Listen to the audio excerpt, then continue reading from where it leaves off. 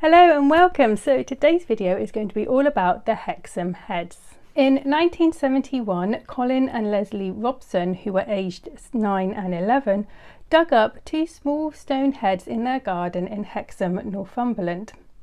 These heads were roughly the size of a tennis ball. The boys were excited to find the heads and brought them into their home. But shortly after the heads had been found, the Robson family began to experience paranormal activity.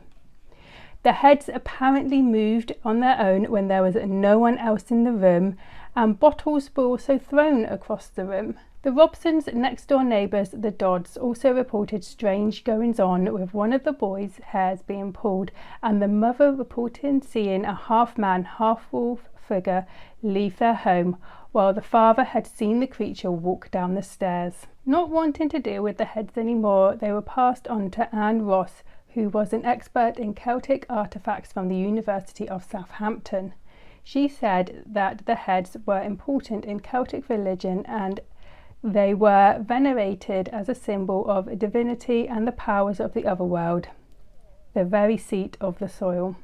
Anna kept the heads at her home but soon began to experience some spooky phenomena too. In an interview on the documentary Nationwide by the BBC, she said, "I saw this thing going out of the door and it was about 6 feet high, slightly stooping, and it was black, against the white door, and it was half animal, half man. The upper part I would have said was a wolf and the lower part was human. And I would have again said that it was covered with a kind of black, very dark fur. And it went out, I just saw it clearly, and then it disappeared.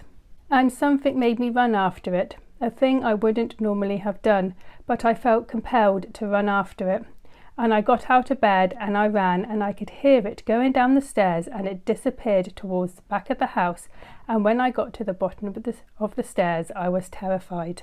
A few days after I saw it, we had to go up to London, and our teenage daughter had the key and came home from school about 4, and we got back from London at about 6. And when we opened the door, she came to it and she looked extremely pale and terribly shaken.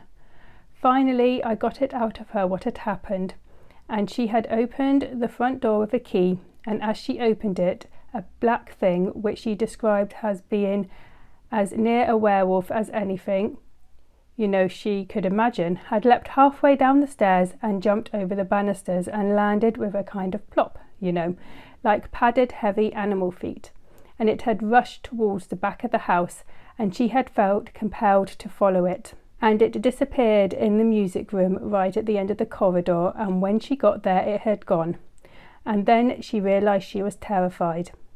The day the heads were removed from the house, everybody, including my husband, said, it's as if a cloud had lifted. And since then, there hasn't been really a trace of it. So the activity around the heads had obviously become known and had been picked up by newspapers.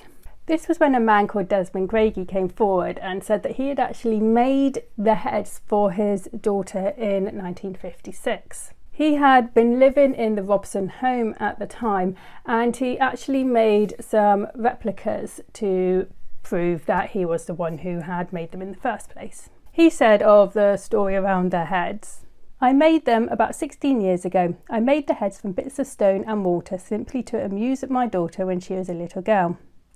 I actually made 3, but one appears to have got lost. They were out in the garden for years. I definitely made them. I have been laughing my head off at all these heads, and I cannot understand why all this attention is being paid to them." So even though he remade the heads to prove that he was the one who actually made the heads, people weren't convinced. They said that the new heads that he had made were not actually at all like the original heads, and that they were not actually the same quality as the original heads. But what happened to the Hexham Heads after they left Anne Ross's care? The last we know is that the heads was given to an unnamed psychic in 1978, and then this psychic in the head mysteriously disappeared. So I hope you enjoyed this video. If you did, like and subscribe, and I'll see you next time. Bye.